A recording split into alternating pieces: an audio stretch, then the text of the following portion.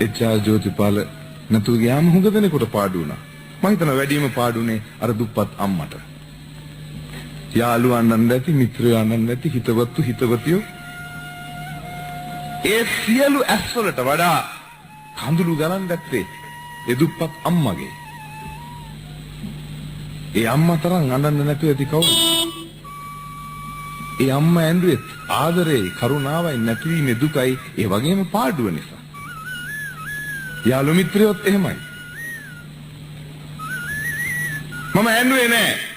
HR. Jothipala මැරුණයි කිව්වහම මැරෙන්න ඉස්සෙල්ලා මම ජෝතිපාලට කියලා තිබුණ නිසා අපි ඉතා සුහදව අපි උඹ බං කියලා කතා කරන මට්ටමේ යාළුවෝ මං ජෝතිපාලට කියලා තිබුණා උඹ මැරිච්ච දාක මලමිනිය බලන්න මං එන්නේ නෑ කියලා. ඒ කිව්වේ හේතුවක් ඇතුව. මට ඕන කිරුවේ එච්.ආර්. ජෝතිපාලගේ මලමිනිය බදාගෙන අඬන්න නෙවෙයි. ජෝතිපාල කියන සුහද හිතවතාව මැරෙන්න නොදී තවත් දවසක් කර ජීවත් කරවගන්න. අවුරුදු 20ක් නළුවෙක් හැටියට ජීවත් වෙච්ච මට අවුරුදු 20ක් මගේ හඬින්ම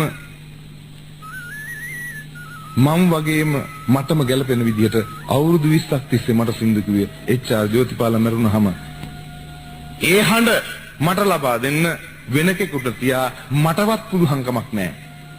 ඒකයි මට තියෙන පාඩුව.